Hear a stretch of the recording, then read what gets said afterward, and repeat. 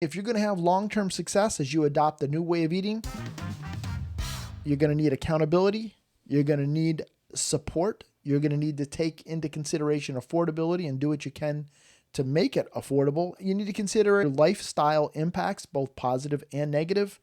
But most importantly, you need to understand your why.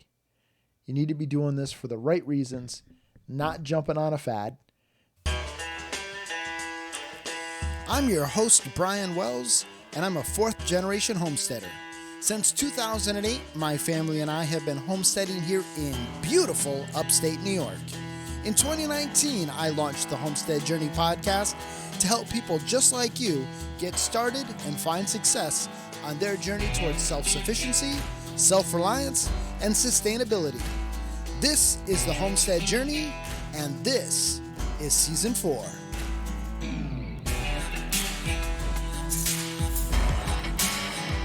Hey there, everyone. This is Season 4. This is episode 147, and I got to tell you, folks, I am really enjoying this new intro music, and I know a lot of you are as well.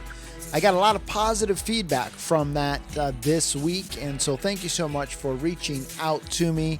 I really appreciate it. My name is Brian Wells. I am coming to you from 3B Farm and Homestead here in beautiful upstate New York.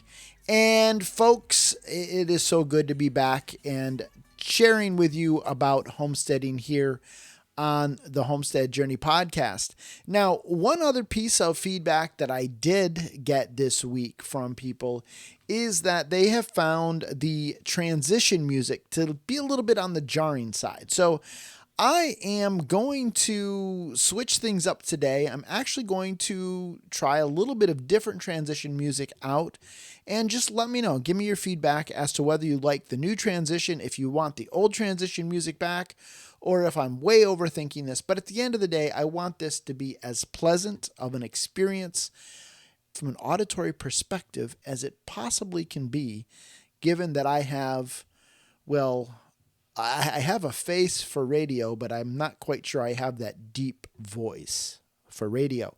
But I'm doing the best I can with what I've got to work with. So it is what it is. But, definitely keep me posted and let me know. I am always interested in the constructive feedback from people just like you. But thank you so much to everyone who has reached out to me this week, and it really sounds to me like this season of change theme that we're doing here on the podcast is really resonating with people. And so I am so glad to hear that.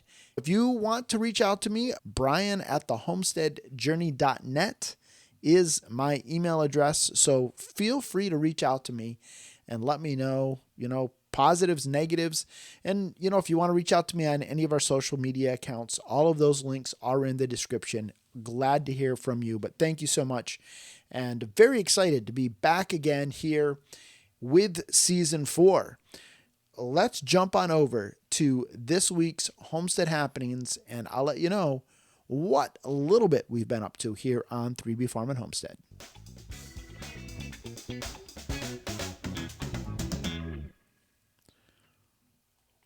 All right, so that is the new transition music. Let me know if it's a little cheesy or if you like it. But here on the homestead this week, it is that time of the year where winter still just does not want to let go. And so we got a little bit of snow this week, and actually they've dialed it back a little bit from what they had forecasted. We were forecasted to get 1 to 2 feet from Monday into Wednesday. So it's supposed to be this long event that goes on forever. It's going to kind of be like the snowstorm that never ends. But anyhow, they've dialed that back a little bit, but it's just that time of the year where winter just doesn't want to let go. And I honestly didn't want winter to let go because I really was enjoying the snowboarding season. But this past Thursday night was my last night of lessons. And so now my thoughts have turned towards, spring and those kinds of things. Wednesday, I did have the opportunity to play a little bit of hooky. We went over to a mountain in Vermont called Bromley and just had an absolute blast with a buddy of mine.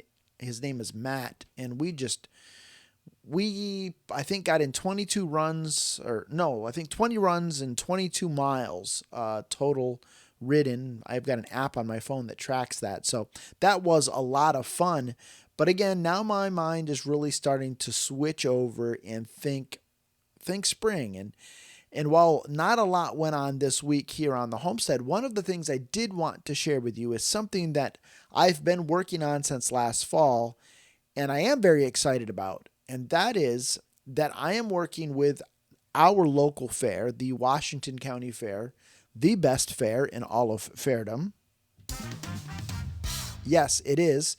And I am excited to share with you that we are going to be putting on a homesteading event. We're calling it the Southern Adirondack Homesteading Festival.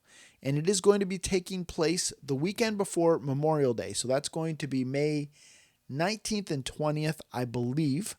And it's going to be just a wonderful event. We have a number of great speakers, both locally and some people that are coming in to share about different things, from raising chickens to bees to all of the things. We're also going to be having people talk about how to market your homestead, the entrepreneurship side of homesteading. If you're wanting to have your homestead generate income, we've got a class for pruning. We've got classes on seed saving. We have someone who's going to be talking about how she took her love of baking and turned it into a home-based business. We have people talking about meat rabbits and cidery and how to preserve things without electricity, and how to make cheese, and how to process chickens, and how to safely can. We've just got so much great stuff that's going to be taking place, and I am so excited about it. So that's May 19th and 20th, and I'm hoping in the next week we're going to be opening up ticket sales. So definitely keep an eye out for that. I actually will be putting out an email when the ticket sales go live. So if you aren't already subscribed, go on over to thehomesteadjourney.net/newsletter, and then I will have links to all of, how you can buy tickets and the schedule and the speakers and all of the stuff. So excited about it. And so that's going to be happening May 19th and 20th. So mark that on your calendar. If you live in the great Northeast, or you have time to be able to get away from your homestead, I think it's going to be a great event. Now, I realize it's not at the most ideal time. We actually had wanted to do it in April, but just the logistics of getting everything together, we opted to move it to May. But we'll see what the feedback is this year, and if people like it on that weekend, we'll keep it there, and if not, then we will maybe look to move it earlier in the year. But I'm so excited about it. So again, if you have not already signed up for the newsletter, head on over to thehomesteadjourney.net/newsletter, sign up for it, and I will make sure that you are one of the first to know when those ticket sales go live. So that's really it as far as what we've been doing here on the homestead. This coming week, things are really going to start to gear up. Even though we do have that snowstorm inbound, I've got some things lined up that I'm excited to share with you for next week, as long as all of those things do come to fruition. Before we jump on over to this week's Charting the Course, I did want to say thank you so much to all of you who went on over to our YouTube channel and subscribed this week. My subs are creeping up there, certainly not at 1,000 yet, but I saw a bounce this week, and so thank you so much to all of you who did head on over to youtube.com/thehomesteadjourney and subscribe. And if you haven't already done so, if you could do that, I really, really would appreciate it. Let's head on over to this week's Charting the Course.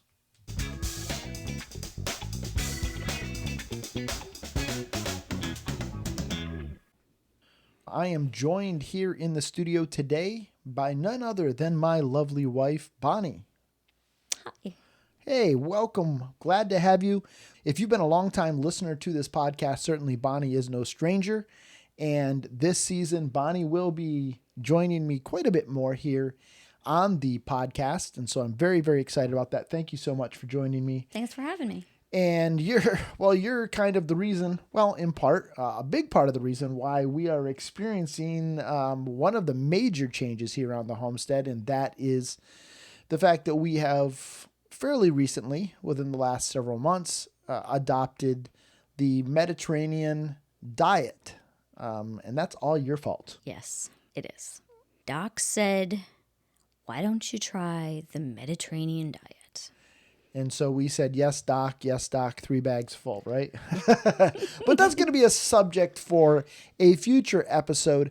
On this episode, we are going to share with you 5 things that you need to consider if you are going to change your style of eating and you're going to be successful at it.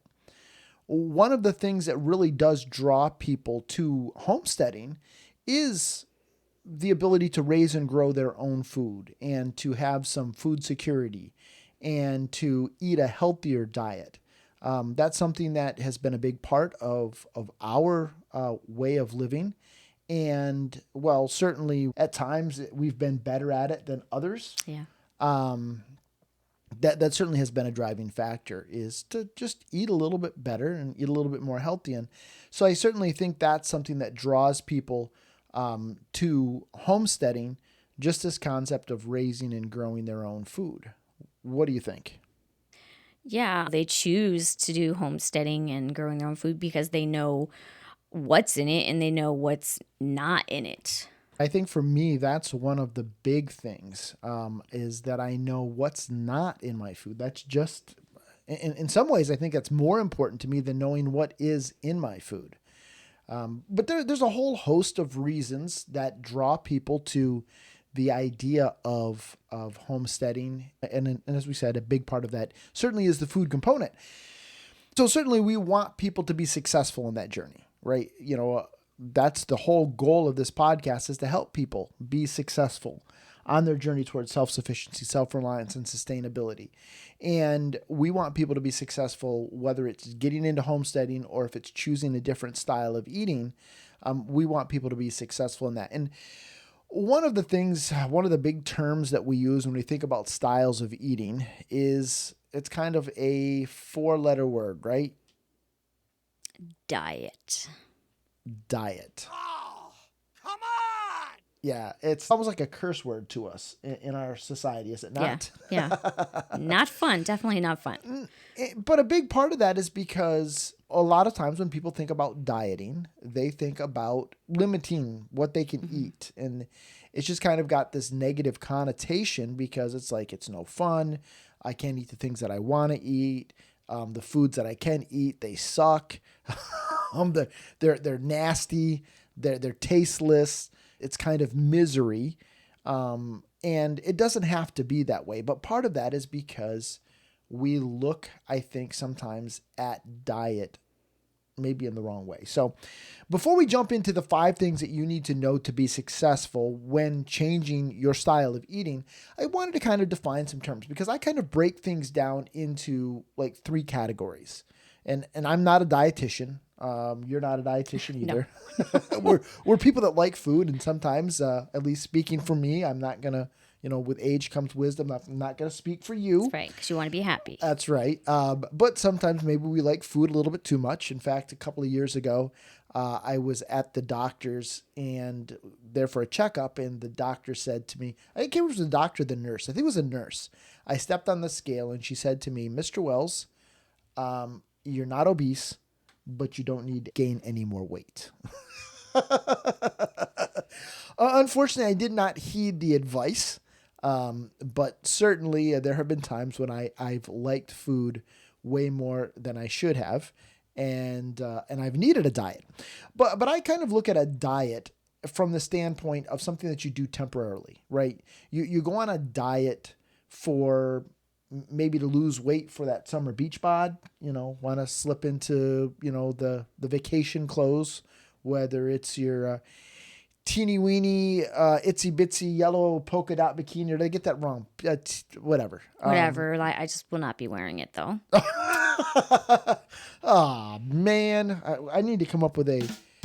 Oh, that's a good sound effect there. I need the wah, wah, wah. No, that's not it either. Yeah, I have to program that one in here. But there's other reasons why people might go on a diet for a short term. And it could be things like trying to do an elimination diet where you're trying to figure out some sources of inflammation or some health problems that you're having. And so, people will cut out things like gluten or things like dairy or, just a whole host of other things from that elimination perspective. But with a diet, the whole point is that a diet is not meant for, at least in my mind, it's not a long-term thing, right? Yeah. Yeah. A diet is like if you're wanting to lose a certain amount of pounds, you're heavier than you've ever been in your life and you don't want to carry that weight around anymore. Like you go on a diet and then, and unfortunately, a lot of times then what happens is people end up going back to just the old ways of eating. They pack the pounds on. But the second category in my mind that exists are diet like plans. And that would be things like Nutrisystem or Noom, which is, I think, more of a more modern one. Weight Watchers is another one. These are ones where you are maybe buying into a particular system. You are buying particular types of food, maybe Slim Fast shakes. But there certainly is a cost component to those. Jenny Craig. Atkins is another one. I wouldn't necessarily consider those long-term solutions. I think they're things that are, again, meant...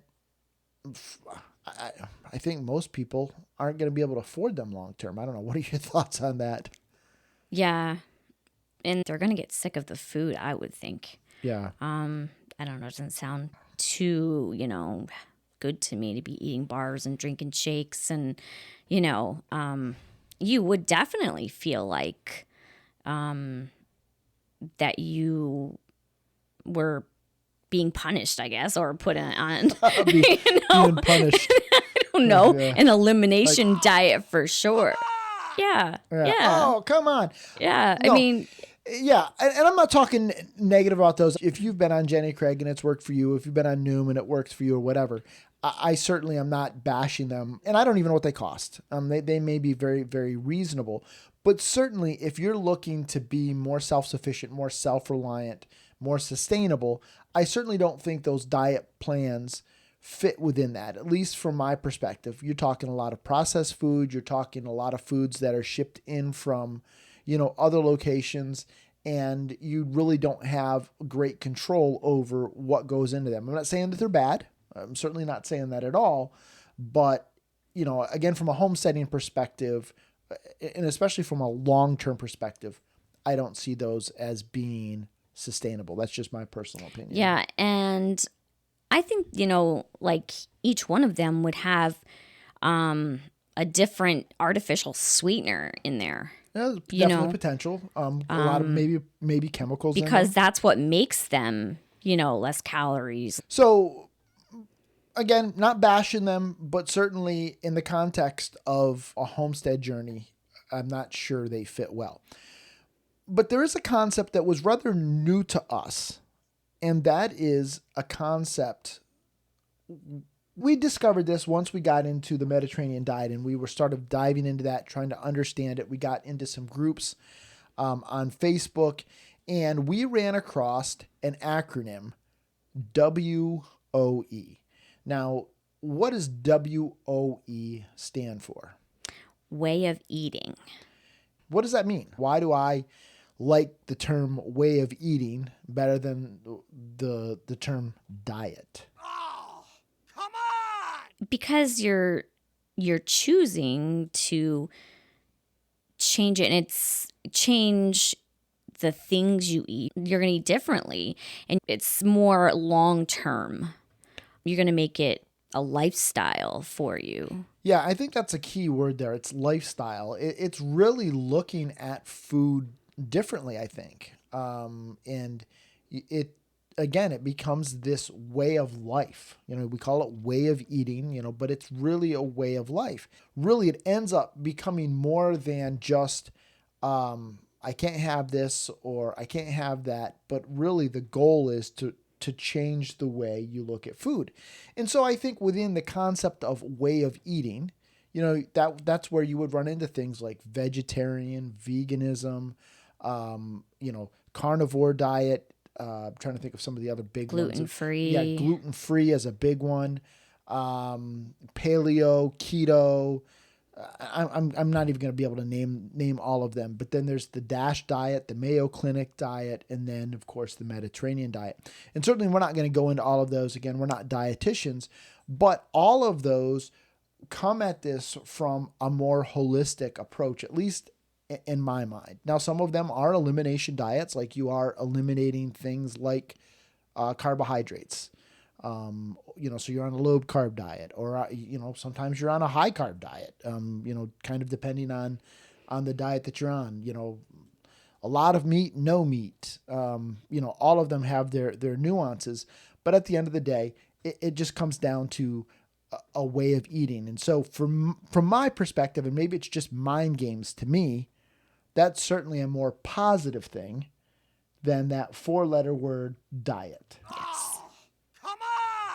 Yeah. Oh, come on. So my goal on this episode, if I remember to press the right button, is anytime we say the word diet, you're going to hear, oh, come on. And instead, we're going to try to go with the more positive way of eating. All right. So positive reinforcement, negative reinforcement here. But let's just dive right into it. So all of that is kind of to set up, how can we be successful if we're going to choose a different way of eating? And we're in this Mediterranean diet thing. And on the next episode, we're going to talk about why the Mediterranean diet and why not other particular. Come on! So the Mediterranean way of eating. Yeah, there we go. But why we chose to go that route and instead of choosing other ways of eating. But that's for the next episode. Today, we want to give you 5 tips on how you can be successful as you change your approach to, and it may be that you're brand new to homesteading. And so the concept of raising and growing your own food is something brand new to you. And so just that fact of getting away from all of the processed foods and just eating more of what you've raised and grown, that may be a huge change for you. And that's a change in your way of eating. And that's a huge positive thing. But maybe you're somebody like us who you've been doing this for a while and you've got to be a little bit more strict, or you've got to go on to something that's a little bit more structured. And so we want to help you be successful. And this is really talking to us as well. This is kind of cheerleading us on to say, okay, how can we ensure that we're successful in this endeavor? And we're going to be sharing this with you, our trials and travails, our ups and downs, our struggles, throughout this season, season 4 here of the Homestead Journey podcast. So number 1 on our list is accountability. And I guess maybe that's a tough one, or even a little bit of a negative one to start off with. But I think if you're going to be successful in changing the way you eat, so your way of eating, accountability is certainly going to be something, and positive accountability, I think, is something that's going to be very helpful. So talk to me just a little bit about that and how you're finding accountability. Certainly, I'm not running around because with age comes wisdom. There's a little bit of gray hair over these temples. So I'm certainly not hounding you, but there have been times when I've provided you with a little bit of accountability, and you've provided me with a little bit of accountability. Yeah. I feel that it's not fair to ask him to be my accountability person. It's just asking for trouble. And I'm smart enough to know that. So I have to find, for me, accountability is very important for my success in this. And I'm going to say that I've been on other diet plans and I've had that accountability. So I know that accountability is very important to me. So what I've been, thinking about is why not overlap a diet plan with this way of eating? Yes, and diet plan. So I guess diet plan does have the word diet, but it's not just diet. So we're not going to do the every time that we say diet plan. But the one diet plan that I do personally feel can fit into kind of the homesteading lifestyle is Weight Watchers. And that's something that you were involved with before COVID. And then COVID happened. And unfortunately, the group that you were meeting with kind of fell apart and no longer exists. And then there's just been a lot of other factors that kind of came into it. But really what you're doing is you're stacking this diet plan of Weight Watchers on top of the Mediterranean diet way of eating to provide you with a level of accountability. Yeah, because with Weight Watchers, they already have it, like all set up. They have foods that you can look up and values for the food. So your fruits and vegetables, some of them like are 0 points.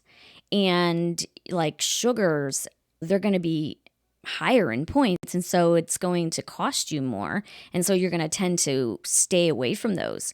And if you're keeping track of it and trying to stay within a certain number, that's going to make you think twice about having that cookie or even having that, how many cookies you're having or how much red meat you're eating. Because if I didn't have any accountability, I would just go back to the old ways of eating and the old snacks that I used to eat and, just mindless snacking. Yeah. Now, for me, to be frank, I don't think I'm not going to say never because I've learned a long time ago never to say never, but I don't think that the framework of Weight Watchers would work well for me simply because I would just find that very, very irritating. And in fact, if you look into different, and I'm going to call them ways of eating, especially if you Google them, I think it's U.S. News has kind of like the top 25 diets. Oh, come on! And this is fun. But they have the top 25 diets. And one of the major downsides to a lot of them is that it can be tedious in the portioning and keeping track of a lot of, the points and all of those kinds of things. And that's a big part of what Weight Watchers is all about. And so for me, I would find that to be very, very irritating and it wouldn't lend itself to long-term success. But for you, that level of accountability is important, right?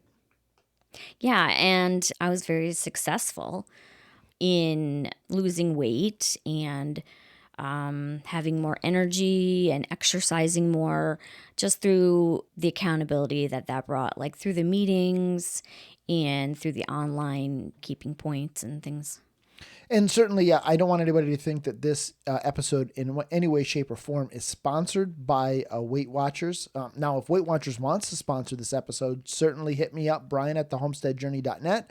More than happy to take some sponsorship dollars, but it certainly has been something for you that has provided a level of accountability. Now, again, it doesn't have to be a diet plan that provides people the level of accountability. If you go on to a way of eating with your family or with friends, you certainly can find accountability one with another. But certainly, I think that is something that's going to be helpful. And also just really understanding how strict you want to be or going to be. I think that plays into the level of accountability that you're going to need.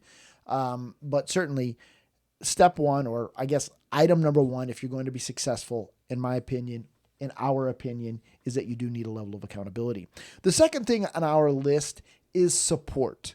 If you are going to be successful in adopting a new way of eating, you've got to have support.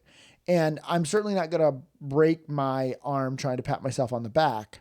But when we decided that we were going to go on to the Mediterranean diet, the Mediterranean way of eating, we decided that we were going to do it as a family. We weren't going to have you cook a meal for you and a meal for Brian, Jay, and I. We just didn't feel like that was helpful.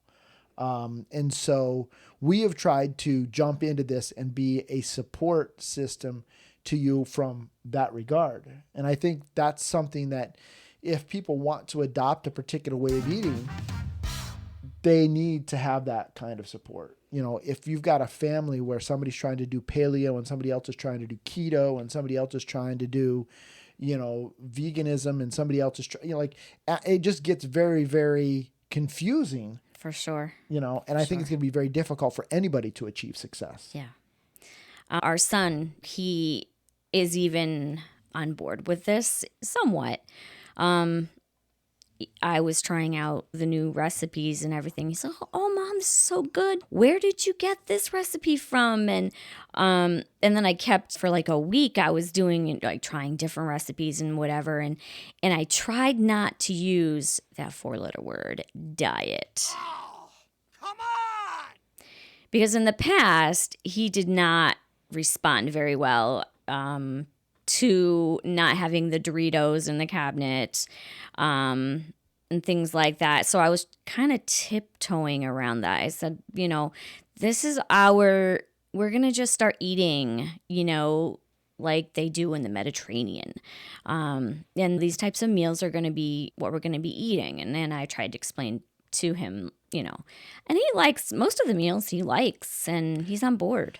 Yeah, and certainly we have not been 100% compliant. For us, it's been the concept of a way of eating, so it's a little bit more broad. Also, it's something that we've been easing into, and we'll talk about that, you know, on further episodes. But we weren't about to go take all of the food that we had in the cupboards and throw them out. It was just a matter of, okay, we'll work through something that maybe isn't necessarily compliant with the Mediterranean style of eating, I guess Mediterranean way of eating, but then we're not going to replace it.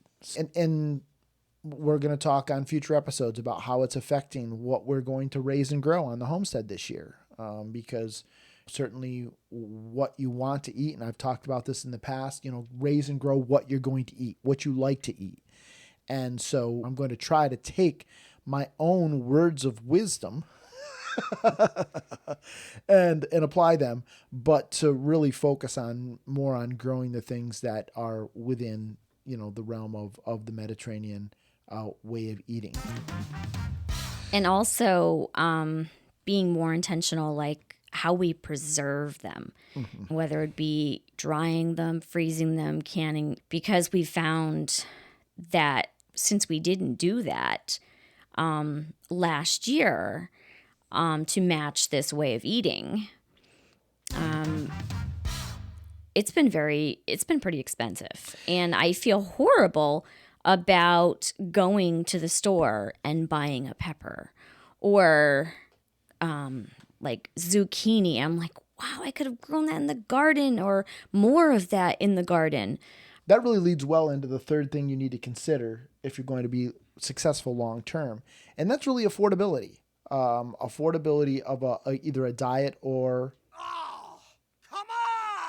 a diet plan is going to be key. And one of the things that we found is that it was a bad time to make that change from the standpoint of time of year, because we made this change after the garden was passed, after everything was preserved, long after we had made decisions with regards to what we were going to raise and grow in the garden. And so over the winter, those choices in combination with the fact that food right now is just very, very expensive, and there always has been a cost to eating real food, which is something I've talked about a lot on this podcast. The affordability factor is certainly a huge one. Yeah. Not to say that we've done everything wrong. I'm loving now that you have helped me learn that I can do the turkey broth, interchange it. I'm using that more because we didn't process our chickens this year because we lost so many of the young ones. I don't have any chicken broth left, but we did turkey broth, and I feel like I'm saving money there, and I'm not going out and buying, I'm really using it. I'm not buying the turkey broth. And as far as like the tomatoes, and that's some things we did right. Yeah, definitely. Now, if I would have known, because I did cut back a little bit on tomatoes last year, and last year wasn't a great year for tomatoes to begin with. It was an odd year for vegetables last year, but I would have grown more tomatoes because the Mediterranean diet, I shouldn't say the Mediterranean diet, but a lot of recipes within the Mediterranean diet use tomatoes almost to the point to where you can kind of get sick of tomatoes. Yeah. But definitely I would have grown more tomatoes last year had I known that we were going to be making this transition. But again, that's more topic for another episode.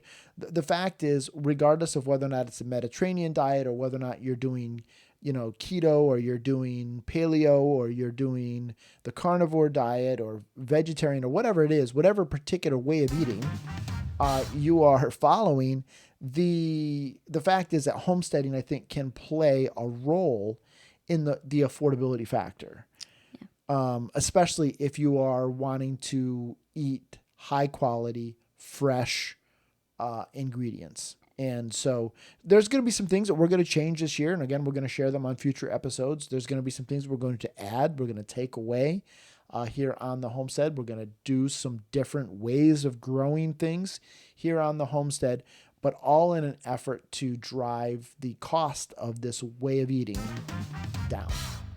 So the fourth thing that we want to talk about from the standpoint of achieving success is you need to take in consideration when you're adopting a new way of eating, the lifestyle impacts, right? So when you change your way of eating, it's going to have positive and it also can have negative effects on your lifestyle. And you need to take that into consideration if you're going to have long-term success.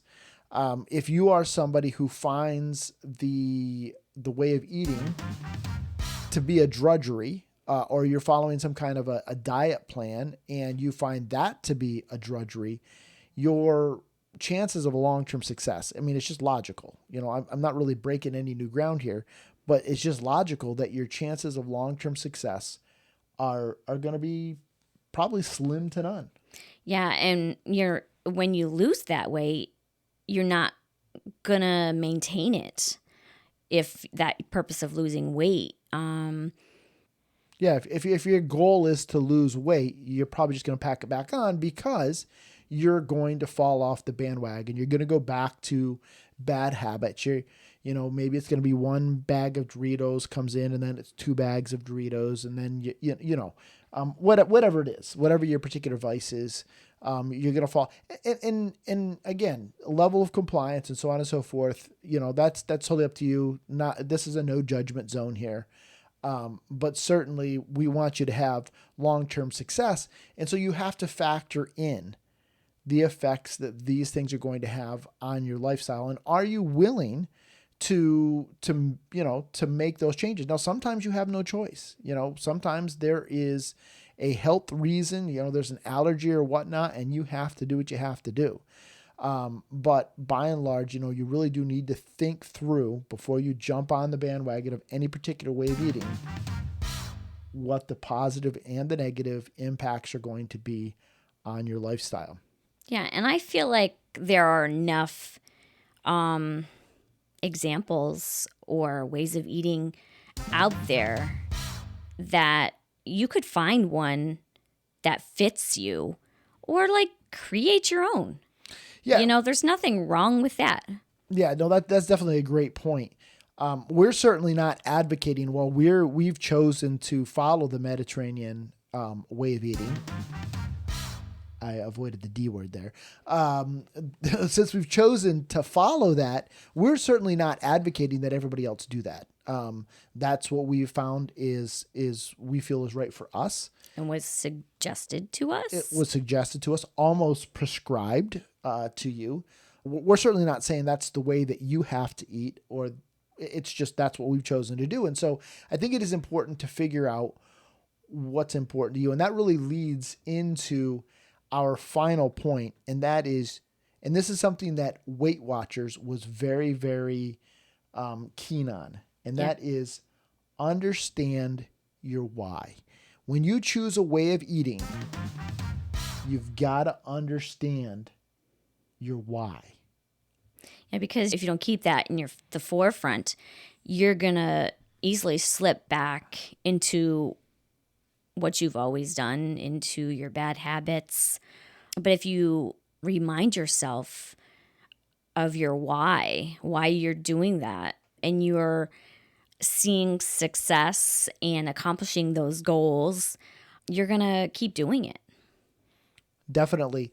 And so as we think about some of the whys that people might choose a new way of eating, some of the ones that come to my mind are things like religious and ethical reasons. So maybe somebody decides to adopt a new religion, and so with that comes certain dietary restrictions. And so that's going to drive how somebody eats or what somebody eats. But certainly there can be ethical concerns. A friend of ours, a dear friend of ours, became a vegetarian because she saw a documentary on the commercial meat supply, and she was like, I can't support this any longer. And so she became a vegetarian. And she's not become a militant individual that tells everybody else what they have to do and what they can and cannot eat. That's not her at all. But she has chosen that just over ethical reasons. And I totally respect that. Mm-hmm. So that's her why. Another reason why people may choose a new way of eating, in particular, get into homesteading, we already talked about this, but is food security. Maybe they've been to the grocery store, they've seen empty shelves. They're like, I don't want to rely on processed foods any longer because who knows if I'm going to be able to get them. Or they look at the ingredient list on some of those processed foods and they're like, I don't want that.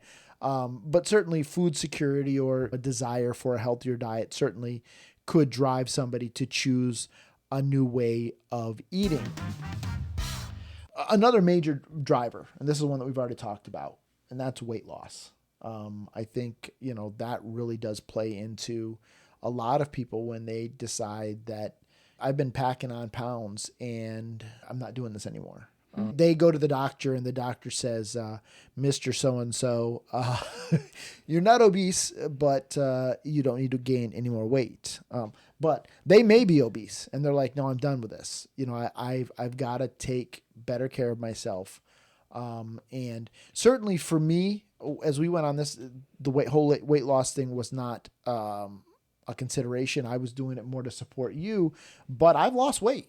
In fact, I jumped on the scale yesterday just to see how much I'd lost, and I don't track it every day. I don't get on the scale every week, but I was actually, I was actually surprised. I'm down quite a few pounds, and the thing is people have noticed it. They've said to me, "Oh, you've lost some weight," and you've lost weight as well, as we've gone on to this. Not quite as fast.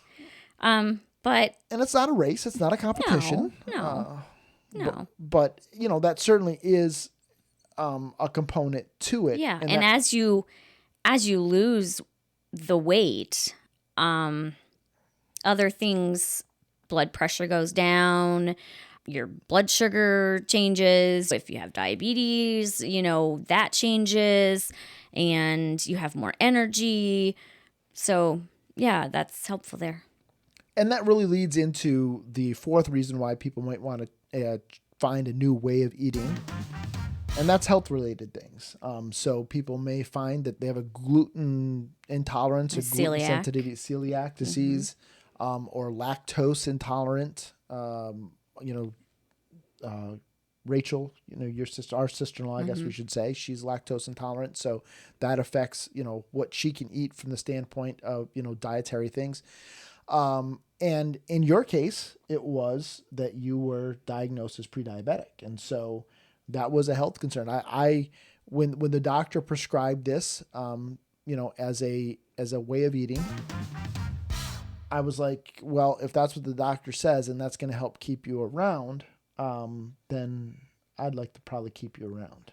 what that guy, that's exactly what he said. He's like, I want you to be around for a few more years, at least a few more years. But then as we got through the winter and I started seeing the cost of the grocery bill, then I started to rethink that, because as a farmer, it's like when you have an animal, a cow or a sow, and you're like pumping a lot of money into them, there comes a point in time to where it's like, do I just send it off to the slaughterhouse? And living on the edge, living on the edge. Oh, yes, that was good. No, it wasn't. I'll be sleeping on the couch tonight. But no, certainly, health concerns is a big part of the reason why. And all of those are good reasons. But there's a fifth reason that sometimes people use as their why. And in my opinion, this is the worst reason why someone might choose a new way of eating. What is that reason? A fad. Absolutely. People jump on diets and it almost becomes a status symbol. It kind of drives me nuts. And, the joke is, how do you know if somebody's vegetarian? Don't worry about it. They'll let you know. But some people, it really does. It becomes a fad and almost a status symbol. And I think that's a really, really poor reason. Now, at the end of the day, if that works for you and it gets you eating healthier, okay, great. But I just don't see that as being a great why to achieve long-term success if you are going to change your way of eating on a permanent basis. And I see it happen even in the homesteading community where, a particular influencer will be doing the GAPS diet or the AIP diet. Oops. I got two of those. And so people are like, well, so-and-so's doing that. I've got to jump on it. Well, they may be doing it for some health related reasons that you don't have. They may be doing it. And I'm not saying it's a bad thing. Don't get me wrong. But again, if you're just doing it because other people are doing it, that, in my opinion, is just a really, really poor reason. Yeah, I'm being too judgmental. You're not going to stick with it, because when they change the way they eat, you're going to change the way you eat. Yeah. And I think that if you're not coming into it with the right reasons, understanding the why in the most positive way, you're going to find whatever way of eating or whatever diet to be a drudgery, and you're just not going to achieve long-term success. And certainly the why is going to apply to homesteading in general. Understanding, the reasons why you're doing homesteading is going to help you keep going when the crops don't come up, when the animals die. And we've talked about that on past episodes. But as we think specifically about this change for us here on our homestead this year, I think it's going to be very, very important that we keep in mind why we're doing this. Why did we adopt this way of eating? Because that's going to help us when we maybe are going to be a little tempted to, and I'm not necessarily going to say stray, because again, we're not approaching this from being 100% compliant. And, we've gone to people's houses and, my mom and dad's house, my Aunt Vanessa's house, and they knew that we had adopted the Mediterranean way of eating. And they were like, well, what can you eat? We're like, no, that's not what this is about. We're coming to your house. We don't have any kind of physical problems from the standpoint of, a lactose intolerance or gluten intolerance. Like, we're not going to hurt as a result of, whatever you serve us. So no, it's not about that. For us, this is a way of eating. This is what we choose to do, but we're not going to try to force this on other people and go to their house and be like, oh, you have to do this. And that's not to say that, again, with our sister-in-law, Rachel, she comes to our house. We know that she's lactose intolerant. Right. So we make mashed potatoes that are specifically for her. And, we will make things without cheese specifically for her. We try to be sensitive to that because for her, it's not just a choice, but there are, it's not consequences if she eats the certain, yeah. Exactly. Right. So, we try to be sensitive to that, but in our case, it's not that. Right. And so, just as long as we don't go over there too much, because the blood work would come back, it would not be what the doc would want it to be. Exactly. 100%. And so, but again, it's really looking at it. And I've really so much found the concept of way of eating very helpful. And it's helped me. It's helped me as we've gone, and we're still going through this transition, to not allow this to be a negative thing or something that, kind of grates on my nerves and gets me upset. But it's really helped frame it in a more positive way for me. And so hopefully people will find that concept. If they find nothing else here helpful, hopefully they'll find that concept a helpful one. So anyhow, let's just kind of run through it real quick to summarize things. If you're going to have long-term success as you adopt the new way of eating, you're going to need accountability. You're going to need support. You're going to need to take into consideration affordability and do what you can to make it affordable. If it's, something that's going to stretch your budget, you need to consider your lifestyle impacts, both positive and negative. But most importantly, you need to understand your why. You need to be doing this for the right reasons, not jumping on a fad. And so, Bonnie, any closing words of wisdom that you'd like to offer people before we sign off? I would just reiterate, the why. Like, know your why. That's going to keep you on track and keep you doing that. Keep you from straying or eating, too many cookies or too much ice cream in my case. I love ice cream. So so I wanted ice cream. So I'm going to settle for sherbet tonight. It's because I have to think about my why. And instead of having a half a gallon. Yeah, and I want to eat. I feel like I could eat, emotional eating. It's been a rough day for me. Emotional eating. I want to just have a half gallon of ice cream. But I'm going to have the sherbet and not a half gallon of it. All right. So again, making some good choices here. Not 100% compliant choices. But that's okay. That's okay. It's way okay. And so that's what we're doing here. And I hope that you found this helpful. If you got any questions or comments, reach out to me, Brian at thehomesteadjourney.net. You can also reach out to us via our social media accounts. All of those are in the show notes. If you've got any kind of comments or questions, I'd love to hear from you. If you feel like we've missed the boat on this, let me know that as well. I'd be more than happy to correct the record. All right. Thanks so much, babe, for being here. Looking forward to the next one. On the next episode, we're going to be talking about the Mediterranean way of eating and why we chose that. Until next time, everybody, thanks so much for joining us and keep up the good work.